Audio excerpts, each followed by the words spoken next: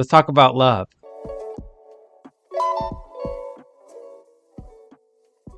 Yeah. You mentioned love. Why is love such a focus of yours and Steve's emphasis on soft skills and that of the Extreme Leadership Institute? Because that one for me, the other ones I can understand, and Yeah. I we get different messaging about how we treat business and Yeah. with Well, with our personal, but yeah. why love? Yeah.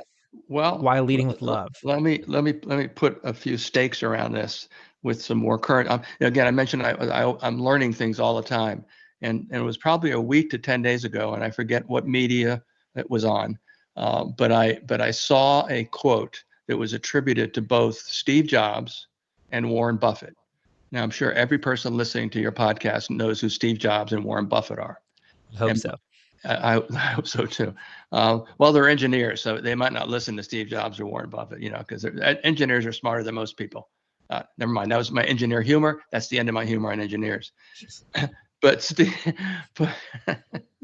but, but Steve Jobs and Warren Buffett both they agreed fully that there were four words that an individual to be successful needed to have in their vocabulary. Four words: do what you love. So let's start on that end. That's pretty specific. That's pretty direct, um, pretty comprehensible, and it has the word love in it. And then you take that phrase and you take the set of phrases that I use. I think I mention these in almost every podcast that I do because I'm so connected to them, and I have such a strong feeling about them. There's a hint, and those are Steve Farber's words from his first book, where he says, "Do what you love in the service of people who love what you do." Do what you love in the service of people who love what you do. What a great agnostic um, prescription for how to approach whatever it is that you're involved in.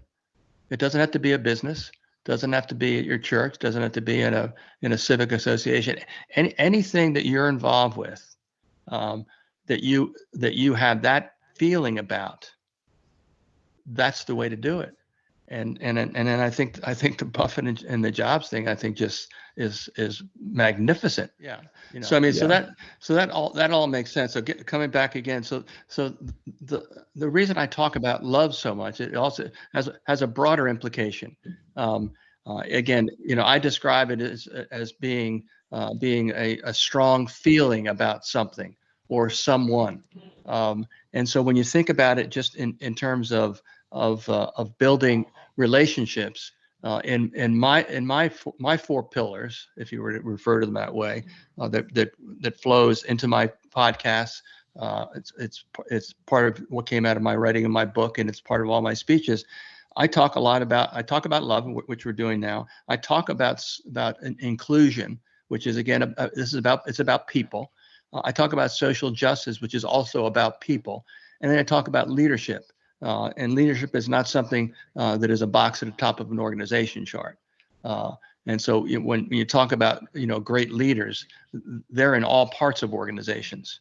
Some of the most capable, and I would even stay at their stage in their careers, great leaders are people that are superintendents, foremen, in some cases even crew leaders, because they approach what they do with this love, which generates a good feeling, which we can call energy, among the people that they are responsible for, that on a day-to-day basis, crew leader, foreman, superintendent, general superintendent, they all, every day, a big part of what they do is manage. They manage production. They manage putting work in place, getting work done. That's kind of the fundamental part of it.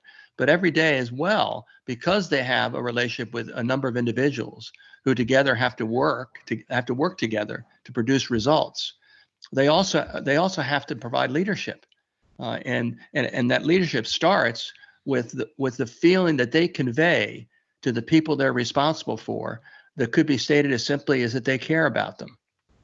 They do simple things like make sure that each day, if they have the opportunity, and they're there first thing in the morning, that they offer them a greeting. Just just as they're gathering to start work, if there's not a toolbox talk that morning, just something as simple as saying, Daniel, it's really good to see you. How was what'd you have for dinner last night? Just something silly. Some people would argue, oh, I don't have time for that. I got to check on my iPad to see what they've downloaded overnight. I got to do this. I got to do that. Well, I agree with all that management stuff, but again, if you want to get the best results out of people, they have to be motivated. And leadership as a principal task, motivating people is a central, basic, foundational aspect of leadership. And if you learn how to do it early, and then carry that up as you move through your organization and take on more and more responsibility, good things will happen for you, and also good things will happen for the people that you lead. So again, the love part is about energy, about intensity, and that's palpable. If you're good at it, if you recognize that that's something that is a good thing for me to do, and the way I do it is not simply by what I don't just go in and say, hey guys, rah rah, we're gonna have another great day. I know it's pouring rain outside, and we're gonna be outside all day today, but rah rah. I'm not talking about that. That's BS. People can see a person for what they are.